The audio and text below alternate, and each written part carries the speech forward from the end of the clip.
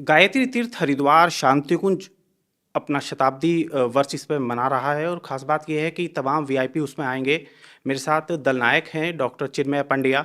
हम उन्हीं से बातचीत करेंगे और जानने की कोशिश करेंगे कि शांति कुंज की स्थापना से लेकर 100 साल जो हो रहे हैं, किस दौरान एक तरह से कहा जाए कि ये कारवां चलता रहा। डॉक्टर साहब आपका स्वागत है। धन्यवाद डॉक्टर धन्यवाद। साहब, शांति कुंज अपने आप में एक बड़ी संस्था इस समय हम कहेंगे। जी और सबसे बड़ी बात कि निर्विवाद, किसी तरह कोई आरोप हमने नहीं देखा, एक अलग ही विचारधारा आप लोगों की है। जी। तो शुरुआत कैसे हुई शांति कुंज की? शांति कुंज आश्रम के रूप में तो डॉक्टर साहब सन 71 की स्थापना है, पर जो शताब्दी हम लोग मनाने जा रहे हैं वो पूज्य गुरुदेव की तप साधना की मना रहे हैं। गुरुदेव 15 वर्ष के थे तो 1926 की वसंत पंचमी को उनको उनकी मार्गदर्शक सत्ता के दर्शन हुए, और तब गुरुदेव ने जिस अखंड दीपक को प्रज्वलित किया और जिसके सम्मुख उनने माँ गायत्री के 24 गायत्री के महापुरुष चरणों को संपन्न किया, जो गुरुदेव की लगभग जीवन की हर यात्रा का सहभागी भी रहा, सहयोगी भी रहा, साक्षी भी रहा, उस अखंड दीपक के प्रज्वलन के और गुरुदेव की साधना के 100 वर्ष हो रहे हैं। वंदनीय माता जी के जन्म के 100 वर्ष हो रहे हैं। तो सही अर्थों में ये शताब्दी तो उन तीन धाराओं के सम्मिलन की है, आध्यात्मिक, भावनात्मक, सामाजिक। हर दृष्टि से गायत्री परिवार के लिए तो एक ऐसी पुकार को लेकर के आई है जिसकी तुलना हम लोग और किसी सौभाग्य से कर नहीं सकते हैं। मतलब आज गायत्री परिवार 15 करोड़ लोगों के मध्य में है, 80 से ज़्यादा देशों में है, भारत में 5575 के करीब केंद्र हैं। ऐसा कोई हिस्सा शायद ही मिले जहाँ पर गायत्री परिवार का केंद्र देखने की स्थिति में ना हो। अरुणाचल प्रदेश के शिखर पर है, कन्याकुमारी के कोने में है, जैसलमेर का बॉर्डर गायत्री परिवार के केंद्र से बनता है। तो इन सारे संगठनों के मध्य में जो इतनी लंबी बृहद यात्रा है, उसमें गायत्री परिवार का, जैसा भी आपने कहा कि जो स्वरूप और फलक पूज्य गुरुदेव ने स्थापित किया, वो जिस पवित्रता और प्रकाश के साथ किया, हर व्यक्ति का, हर भाव का, हर वर्ग का, हर तरह की सोच वाले व्यक्ति का, आज उस यात्रा के 100 वर्ष हो रहे हैं। और शांति कुंज आश्रम के रूप में देखें तो सन 71 की स्थापना है। सर, शुरुआत कैसे हुई, मकसद क्या रहा? गुरुदेव ने तब साधना शुरू करी तो गुरुदेव को तीन चीज़ों के लिए संकल्पित किया गया कि जो समाज है उसकी दिशा बहुत बुरी तरह से अंधकार की गर्त में है, उसको अंदर से बदलने की आवश्यकता है। तो जो उद्देश्य गुरुदेव के जीवन का रहा वो ये रहा कि मानवता के स्वरूप में पूरी तरह से परिवर्तन। और मैं कहूँगा कि यदि गंभीर फिलोसॉफिकल दृष्टि से व्यक्ति न सोचे तो एक अपनी छाती पर हाथ रख कर के सोचे कि उसके मन में सुख शांति है क्या। उसको ये लगता है कि वो अपने जीवन को स्पष्टता के साथ जी रहा है, जीवन का उद्देश्य स्पष्ट है, लक्ष्य केंद्रित है, भावनाएं उदार हैं, चिंतन प्रकाशित है कि नहीं।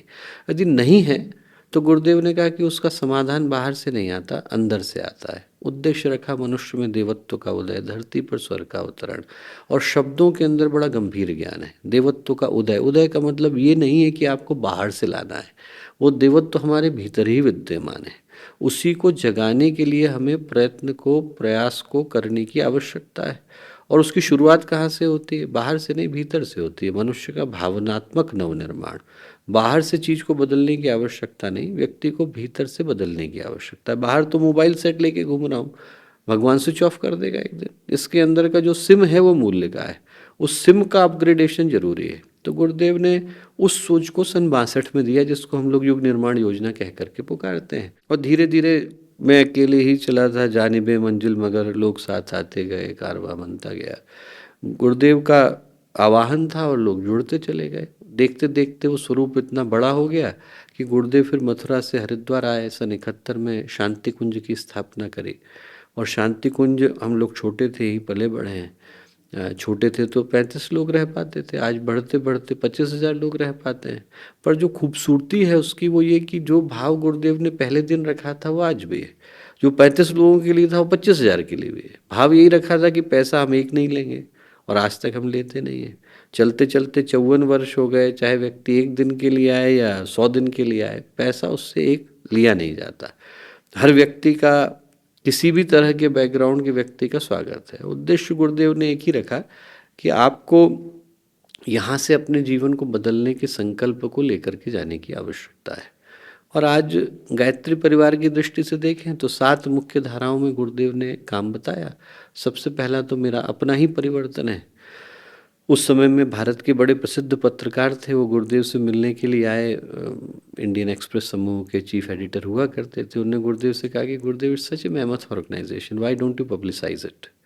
तो गुरुदेव ने कहा, बेटा we are not a preaching institution, we are a teaching institution. हम दूसरे को बदलने के लिए नहीं कह सकते जब तक हमने अपने को नहीं स्वयं बदला। को नहीं बदला।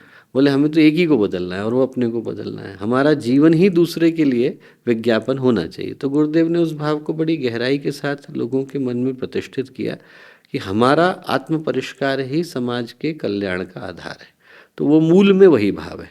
और 6 सामाजिक धाराएं हैं, जैसे निःशुल्क शिक्षा है। तो आज गायत्री परिवार या गायत्री परिवार से जुड़े हुए लोगों के 500 के करीब शैक्षणिक संस्थान हैं, जहाँ पर उन्हीं गुण मूल्य संस्कार को लेकर शिक्षा दी जाती है। स्वास्थ्य, तो लगभग 300 के करीब स्थानों पर निःशुल्क स्वास्थ्य की सुविधाएं उपलब्ध की जाती हैं। पर्यावरण संरक्षण, ये कैंपस जो है ज़ीरो कार्बन फुटप्रिंट है। और इस जन्म शताब्दी के कार्यक्रम में हम उन लोगों को सम्मानित भी कर रहे हैं जो गायत्री परिवार के विभिन्न घटकों के माध्यम से पर्यावरण की विभिन्न योजनाओं को जन जन तक पहुंचा रहे हैं। ऐसे ऐसे अलग अलग युवाओं के समूह हैं जिनको हर हफ्ते वृक्षारोपण करते हुए आज लगभग 800 से ज़्यादा सप्ताह हो गए। और एक नहीं, ऐसे 300 के करीब समूह हैं जो भारत के कोने कोने में हर दिन, हर हफ्ते, हर महीने कहीं ना कहीं बड़ी मात्रा में वृक्षारोपण कर रहे हैं, नदियों को शुद्ध कर रहे हैं, सरोवरों को शुद्ध कर रहे हैं। इस कैंपस को तो ज़ीरो कार्बन फुटप्रिंट हमने पहले ही बनाया हुआ है। तो उसके पीछे का भाव यही था कि पर्यावरण के प्रति जागरूकता का, संरक्षण का भाव। मैं डॉक्टर साहब वही आपसे जानना चाह रहा हूँ कि आज के समय में देखा जाए संसाधन बहुत हो गए, मीडिया है, सोशल मीडिया है, तो एकदम एक दूसरे से कनेक्ट हो सकते हैं। लेकिन जब आश्रम की स्थापना हुई तो उस समय तो संसाधन कुछ नहीं रहे होंगे, लेकिन फिर भी एक जो शुरुआत की गई, सुगंध उसकी इतनी तीव्र थी डॉक्टर साहब कि अपने आप फैलती चली गई। लोगों ने लोगों को कहा कि वहाँ जाने की आवश्यकता है। और वो जो उसके पीछे का भाव रहा, वो मुझे लगता है कि आज भी शांति कुंज की परंपराओं में वो कहीं गहरे प्रतिष्ठित है। वो इसलिए गहरे प्रतिष्ठित है कि सामाजिक क्षेत्र में जब हम लोग रहते हैं तो ये डिफरेंशिएट करना बहुत कठिन हो जाता है कि कब आप प्रेजेंटेशन कर रहे हैं और कब आप प्रोपेगेंडा कर रहे हैं, कब आप जो है कुछ नहीं कर रहे हैं और सिर्फ बोल रहे हैं, और कब आप जो है कर रहे हैं और बोल रहे हैं। जिस विषय पर गुरुदेव का चिंतन था वो बड़ा स्पष्ट था कि आप पहले करें और फिर बोलें।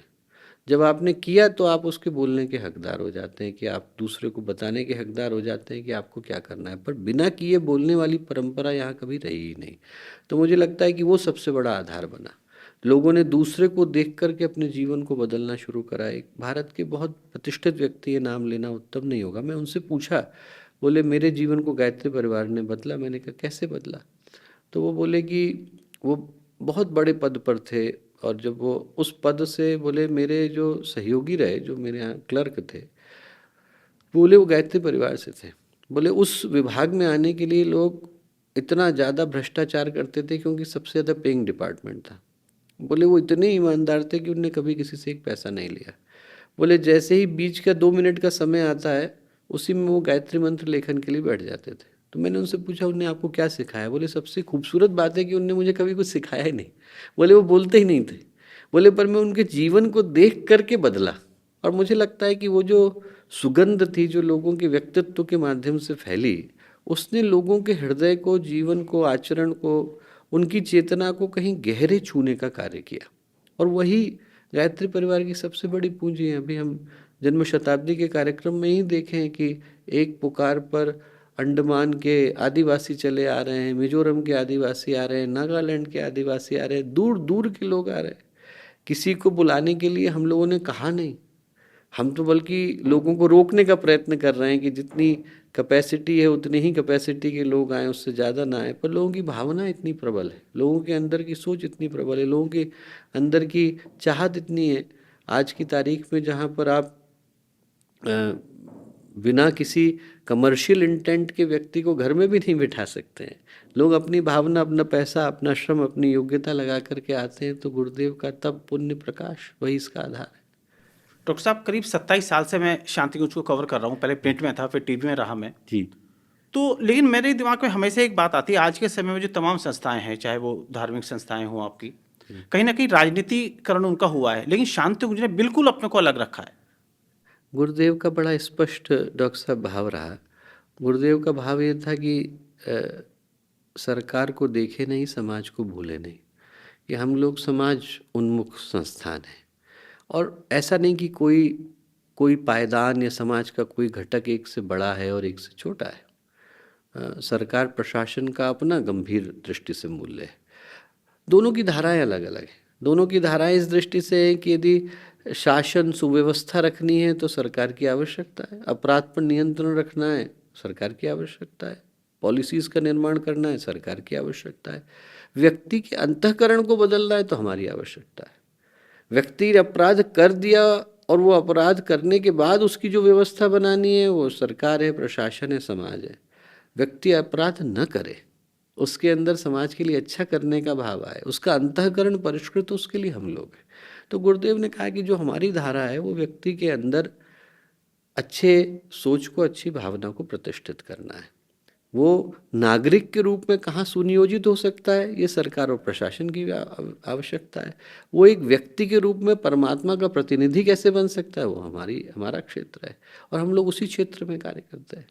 डॉक्टर साहब, हम हिंदुस्तान की बात करें तो यहाँ के तमाम सेंटर हैं, विदेशों में भी होंगे, तो किस तरह की गतिविधियाँ, किस तरह के पाठ्यक्रम उसमें आप लोग चला रहे हैं? मूल में गुरुदेव ने एक ही सोच दी थी डॉक्टर साहब। आज के समय की समस्याएं गुरुदेव बोलते थे क्या है? आज के समय की समस्याएं दो है, यदि सरल भाषा में कहें। जो नहीं सोचना था वो व्यक्ति सोच रहा है, जो नहीं करना था वो कर रहा है। गुरुदेव बोलते थे अचिंत चिंतन, अकरणीय कर्म। पता हर एक को है कि ये नहीं सोचना है, तब भी मन उधर चला जाता है। पता हर एक को है कि नहीं करना है, अंतरात्मा ग्लानि भी देती है, समाज का संकोच भी होता है, ईश्वर का कर्मफल सिद्धांत भी है, तब भी व्यक्ति कर बैठता है। एक का समाधान जिसको हम कहेंगे दुर्बुद्धि, उसका समाधान है सद्बुद्धि। एक जिसको हम बोलेंगे दुष्कर्म, उसका समाधान है सत्कर्म। गुरुदेव ने कहा सद्बुद्धि की देवी है माँ गायत्री, सत्कर्म के देवता हैं यज्ञ, देव संस्कृति के निर्माता यज्ञ पिता गायत्री माता। तो ये जो दो हैं गायत्री और यज्ञ, ये तो मूल आधार है। जब तक व्यक्ति का आध्यात्मिक नवनिर्माण नहीं होगा तब तक उससे अन्य चीज़ों को करा पाना लगभग असंभव हो जाता है। उसके अंदर जिस आधार पर मान्यताओं का निर्माण होता है, व्यक्ति किसी कार्य को करता है तो उसको करने से पहले उसके व्यक्तित्व की उसके प्रति अभिरुचि होनी अनिवार्य हो जाती है। और यदि मेरे व्यक्तित्व की अभिरुचि ही अच्छी चीज़ के प्रति नहीं है तो मुझे चाहे लाख शिक्षाएं दे दी जाए या मुझे लाख रिहेबिलिटेट कर दिया जाए, मैं करूँगा वही जो करने का मेरा अंदर से मन करेगा। उसको बदलना अनिवार्य है। तो गुरुदेव ने कहा कि ये दो मूल केंद्र में है, गायत्री और यज्ञ। और समाज के निर्माण के लिए फिर गुरुदेव ने 3 तरीके की धाराएं चलाई। प्रचारात्मक हैं, रचनात्मक हैं, संघर्षात्मक हैं। रचनात्मक में ये सारी धाराएं हैं जिनके विषय में मैंने अभी बताया, निःशुल्क स्वास्थ्य देना, निःशुल्क शिक्षा देना, संस्कार परक शिक्षा देना, बच्चों के नवनिर्माण के लिए बाल संस्कार शालाएं चलाना, बच्चे अच्छे तरह से पैदा हो, उनके अंदर संस्कार हो, उसके लिए अवगणित संस्कारवान पीढ़ी की योजना को चलाना, शिक्षा के साथ साथ उनके अंदर विद्या के भाव को प्रतिष्ठित करना, पर्यावरण संरक्षण, नदी शुद्धि, सरोवर शुद्धि, तीर्थ शुद्धि, इनके लिए योजनाओं को लेना। फिर लोग जिनको आवश्यकता है, पीड़ा और पतन का निवारण गुरुदेव का कहा हुआ सिद्धांत था। जो व्यक्ति दुखी है उसके दुख को दूर करना, और किसी भी कारण से दुखी है उसको दूर करना, अपने जीवन के लक्ष्य से विन्मुख हो गया है तो उसको सही पथ पर लाना, पतन का निवारण। इन सारे कार्यों को करने के लिए जो योजनाएं चली वो तो सब रचनात्मक का हिस्सा हुई। संघर्षात्मक में वो धाराएं चली जो सही अर्थों में किसी व्यक्ति के अंदर यदि कोई दुष्प्रवृत्ति आ गई है और वो किसी मूढ़ मान्यता के कारण आ गई, तो गुरुदेव ने कहा कि जिनको हम कुरीतियाँ बोलते हैं, उन कुरीतियों को हटा करके परंपराओं की तुलना में विवेक को महत्व देंगे। ये गुरुदेव का एक प्रसिद्ध सिद्धांत रहा कि जो चीज़ें चली आ रही है सिर्फ इसलिए करने की आवश्यकता नहीं क्योंकि लोग करते रहे, ये सोचने की आवश्यकता है कि हमारा विवेक उस विषय में क्या कहता है। तो उस विषय में गायत्री परिवार ने बहुत कार्य किया। तो ये जितने आपने पूछा कि इतने सारे केंद्र हैं, ये केंद्र इनमें से किसी एक धारा को अपना मुख्य आधार बनाते हैं। गायत्री यज्ञ लगभग हर जगह की पहचान है, पर उसके बाद हो सकता है कोई शिक्षा के क्षेत्र में काम कर रहा हो, कोई नारी सशक्तिकरण के लिए कर रहा हो, कोई हो सकता है स्वावलंबन के लिए कर रहा हो, कोई लोगों को स्किल्स दे रहा हो, कोई हो सकता है कि छोटे बच्चों को अच्छे संस्कार देने का काम कर रहा हो, कहीं पर गुरुकुल चल रहा हो, कहीं पर चिकित्सालय चल रहा हो। तो वो अपने अपने क्षेत्र की समस्याओं के आधार पर लोग उस क्षेत्र के समाधान के स्वरूप को ढूंढते हैं, और वो ढूंढते इन्हीं योजनाओं के अंदर से हैं जो गुरुदेव के द्वारा शतसूत्री योजना के रूप में आज से 70 वर्ष पहले प्रदान की गई। तो वो लगभग समाज के नवनिर्माण का ढांचा है। उन्हीं में से व्यक्ति किसी न किसी ऐसे कार्य को ढूंढता है जो उसे लगता है कि इस क्षेत्र के लिए करने की आवश्यकता है। डॉक्टर साहब, शांति कुंज का फोकस गायत्री मंत्र और यज्ञ पर ज़्यादा रहता है, कारण? मैंने अभी बताया ही कि गुरुदेव ने कहा कि नहीं, यज्ञ का कोई वैज्ञानिक आधार? यज्ञ से ज़्यादा वैज्ञानिक प्रक्रिया ढूंढे से कम मिलती है डॉक्टर साहब। आप 3 तरीके से सोच करके देखिए। पहली बात तो ये सोच करके देखिए कि यज्ञ का उद्देश्य क्या। यज्ञ का जो उद्देश्य था, जब हम शास्त्र पढ़ते हैं तो शास्त्र में शतपथ ब्राह्मण में ऋषि कहते हैं यज्ञ वही विष्णु यज्ञ भुवनस्य नाभे, और भगवान के मुख से निकला सह यज्ञ प्रजा सृष्ट्वा पुरोवाच प्रजापते।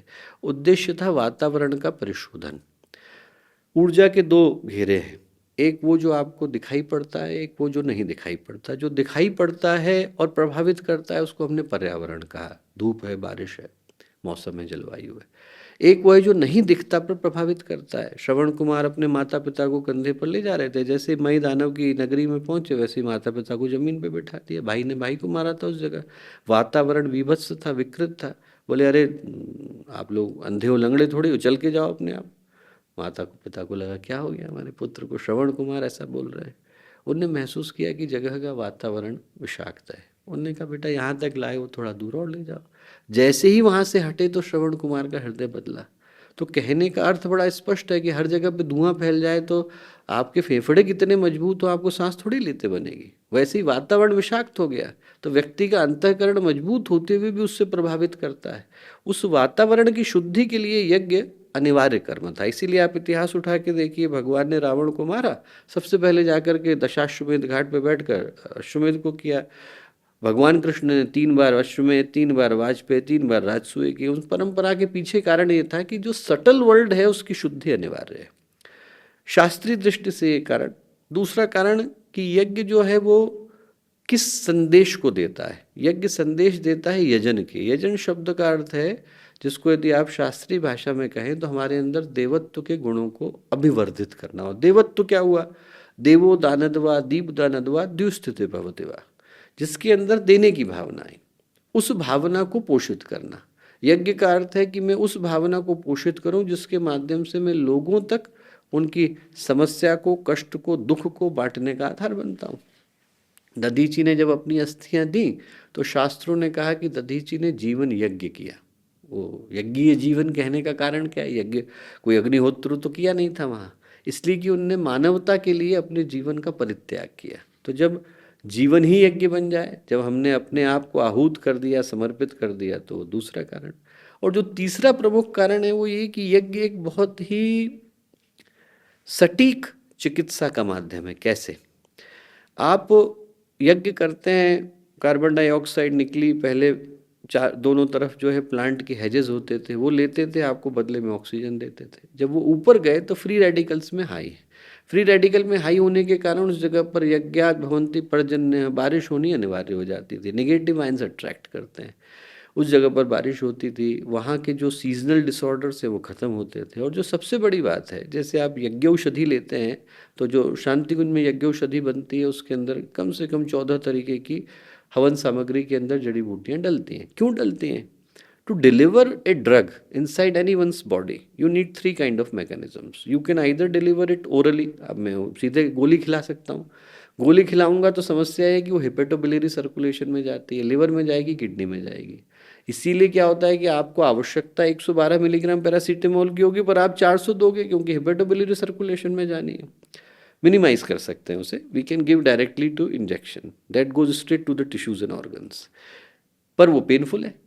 आप किसी को इंजेक्शन दोगे तो पेनफुल है, और यदि आपको 50,000 को देना है तो कैसे दोगे आप? Inhalation is the best way to deliver a mechanism. आपको सीधे दवाई देनी है तो आप इन्हें, इसीलिए एनेस्थीसिया जो इनहेलेशन से देते हैं जब ऑपरेशन कर रहे होते हैं। इनहेलेशन के माध्यम से ड्रग की डिलीवरी का सबसे सशक्त माध्यम था। आपको ड्रग को, और एक को नहीं, आप 30,000 को एक साथ दे दीजिए। उसके ऊपर हमारा जो याज्ञवल्क्य सेंटर फॉर यज्ञ रिसर्च है, उसमें पिछले 10 सालों के अंदर, उससे पहले ब्रह्मचर्य शोध संस्थान में अनवरत शोधें हुई हैं। और जो अब तो खैर हम लोग पहले हैं जो इंटरनेशनल पीयर रिव्यूड जर्नल इस विषय में प्रकाशित करते हैं, जिसका इम्पैक्ट फैक्टर भी हाई है। और उसमें बिल्कुल स्पष्टता के साथ ये बातें निकल कर के आई कि माइक्रोबियल डिसऑर्डर्स के लिए, जेनेटिक डिसऑर्डर्स के लिए, इवन एपिजेनेटिक्स के ऊपर जो यज्ञ का प्रभाव है वो बहुत ही ज़्यादा बढ़िया है। टीलोमियर के रिडक्शन के ऊपर जो प्रभाव है वो बहुत अच्छा है। सीजनल डिसऑर्डर्स के ऊपर, और खासकर जो ब्रोंकियल कंडीशंस हैं, जैसे अस्थमा है, हम लोगों के जो पल्मोनरी एम्फाइजीमा है, एटिलैक्टेसिस है, जो लंग के डिसऑर्डर्स हैं, उनको बहुत अच्छे से मिनिमाइज करने का काम जो है वो यज्ञ करता है। तो वो एक इसका ऐसा वैज्ञानिक पक्ष है जिसकी ओर दृष्टि कम लोगों की है, पर उसका प्रभाव बहुत सटीक और प्रभावी है। वो जो शोध हम लोगों ने आईआईटी के साथ मिलकर के करी थी, वो अपने आप में इस क्षेत्र में पायोनियरिंग हुई। कोविड के दिनों में जो शोध इस विषय में करी गई थी, वो तो पूरे नेशनल मीडिया में हर जगह ही पहुंची थी। डॉक्टर साहब, देव संस्कृत विश्वविद्यालय मैं काफ़ी करीब से उसको देखा है, कई समारोह में आना हुआ। अगर हम अन्य विश्वविद्यालयों की बात करें तो इतर क्या है, अलग क्या है? साक्षरता तो हर विश्वविद्यालय देता है, सार्थकता कम देते हैं। उपाधि तक हम लोगों की जिम्मेवारी लोगों ने सीमित मान ली। और आप ये सोच के देखें, दो साधारण से सिद्धांत हैं कि यदि कोई किसी की जिम्मेवारी नहीं है तो उसका गैर जिम्मेवार होना सुनिश्चित हो जाता है। माता पिता जिम्मेवारी मान नहीं रहे कि टीचर पढ़ाएंगे, टीचर जिम्मेवारी मान नहीं रहे कि माता पिता को सिखानी चाहिए थी। दोनों ये, और समाज अब तो दोनों को ही जिम्मेवार ठहरा रहा है कि माता पिता ने भी नहीं दिया, टीचर ने भी नहीं दिया। जबकि सत्य है कि it takes a village to raise a child. बच्चा सिर्फ माता पिता से भी नहीं सीखता, बच्चा स्कूल से भी नहीं सीखता, बच्चा अकेले समाज से भी नहीं सीखता, वो तीनों से सीखता है।